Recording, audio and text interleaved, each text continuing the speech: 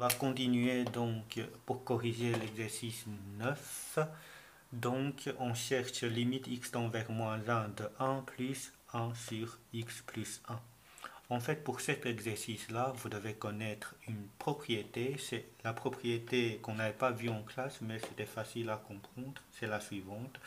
Quand on calcule la limite d'une somme, en fait, c'est comme si tu calcules la somme des limites. C'est-à-dire, limite x tend vers moins 1 de premier terme 1 plus la limite x tend vers moins 1 de 1 sur x plus 1. Limite x tend vers moins 1 de 1, comme il n'y a pas le x, quand je remplace, il n'y a rien à remplacer en fait, ben je sais que ça va me donner 1. Puisque la limite, ça ne dépend pas de x. Du coup, peu importe ce que ça vaut x, ben je vais avoir 1. Par contre, ici, quand je remplace x par moins 1 au numérateur, je sais que ça reste 1. Et au dénominateur, par contre, je remplace par moins 1 plus 1, je vais avoir 0. En fait, ici, nous sommes dans le cas 2. Qu'est-ce qu'on doit faire dans le cas 2? Ben, on doit passer par un tableau de signes.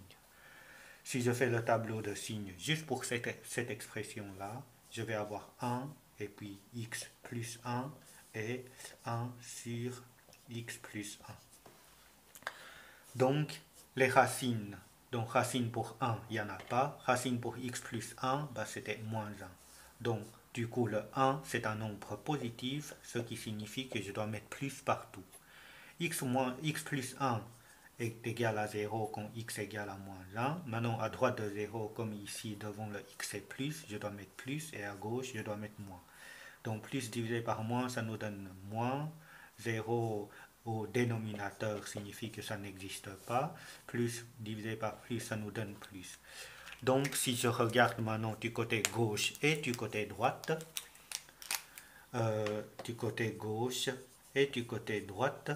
ben, je constate que juste pour cette partie-là, bien sûr, donc on a que du côté gauche, comment je vais noter ça?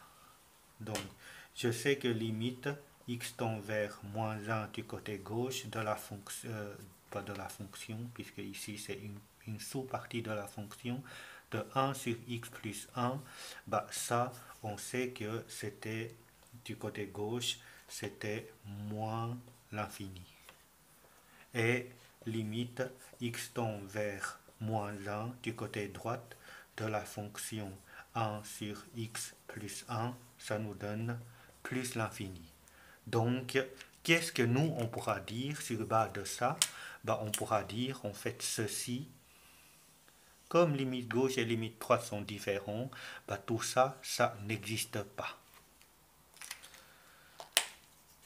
Une fois ça c'est fait, pour donner la réponse finale, ça demandera un tout petit peu logique. Vous avez un nombre 1 plus un nombre qui n'existe pas. Bah, le résultat, c'est que ça n'existe pas. Puisque ça n'a pas de sens de rajouter 1 à quelque chose qu'on ne sait même pas c'est quoi. Voilà, comme ça l'exercice 9 est fini.